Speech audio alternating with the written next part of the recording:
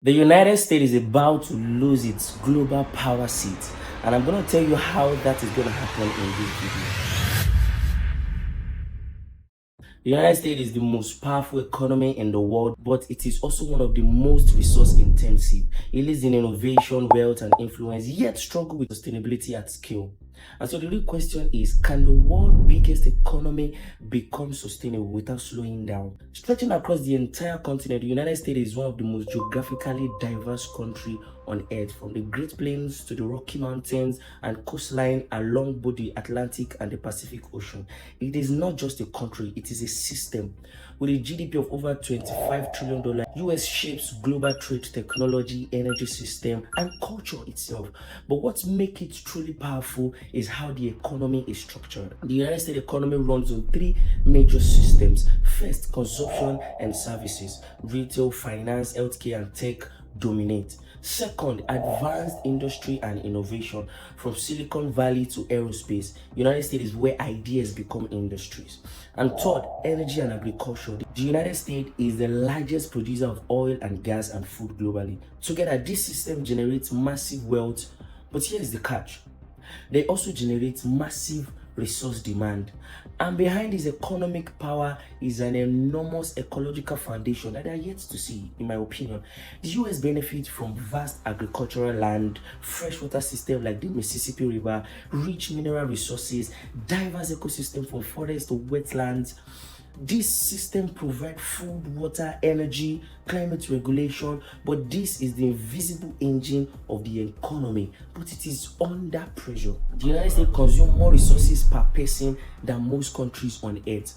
While the US population is only about 5%, they consume over 25% of world's resources. They have very high energy usage, 13,000 kilowatts per hour is the amount of energy used per person in the United States, and in Africa it is only 180 kilowatts per hour per person. Daily water usage per person in the US is roughly 10 to 14 times than an entire household in Africa. The US has a material footprint of approximately 27 metric tons per person, which is more than 13 times per person in Africa. That is a lot. If everyone lived like a US citizen, we will need 5 Earths to sustain us. And the same system that creates abundance for the United States also creates excess. But this is the paradox. The United States is efficient at producing wealth, but it lacks sufficiency in how it consumes resources. Now, if I were to look at the United States from the sufficiency, effectiveness, and efficiency framework, this is what we find. The consumption remains high, driven by convenience, scale, and lifestyle. And so they score about 4 out of 10 when we look at sufficiency. And when we look at effectiveness, did their sustainability system work? There's progress, no doubt. Renewable energy growth, environmental regulation, innovation in clean tech, even though it is not entirely backed by the government, but they score about 6 out of 10 when we look at effectiveness. And efficiency, how much output is produced per unit of resources. Here the US excel. Advanced technology and infrastructure drive high productivity. And so when we look at efficiency, they score about 8 out of 10. And so overall, the United States is highly efficient, moderately effective, but very low in sufficiency. And that balance defines its sustainability challenge. But there's another layer to this, and that is policy. In recent years, the United States have moved in and out of global climate commitments like the Paris Agreement, and at the same time, continues to support strong fossil fuel production. And on the surface, this looks like an economic strategy. Energy security, job protection, short-term growth. But here's a deeper question. Is this actually a long-term economic advantage or a delay of an inevitable transition? Because the global economy is already shifting. Clean energy is becoming cheaper. Industries are being redesigned, supply chains are evolving, and so doubling down on fossil system doesn't just impact the environment, it risks something bigger, losing future competitiveness.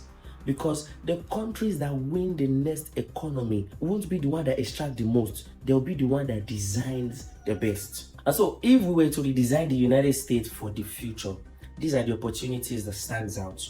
First, a circular consumption economy that shifts from ownership to access, waste to reuse, building system for repair, resale, and product life extension.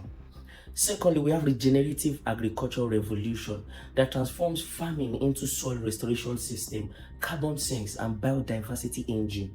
We look at clean energy dominance at scale.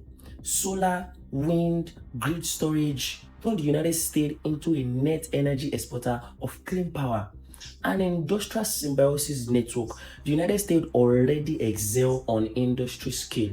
And so can we connect this industry so that waste from one becomes input for another? And this reduces emission, cost, and material use. We have smart urban redesign. We can rebuild cities around public transport, walkability, and energy efficiency. And so if the United States can do this, the next 20 years will unfold for them in three phases. First, the foundation, where they expand renewable energy, incentivize circular businesses, upgrade infrastructure, reduce waste system.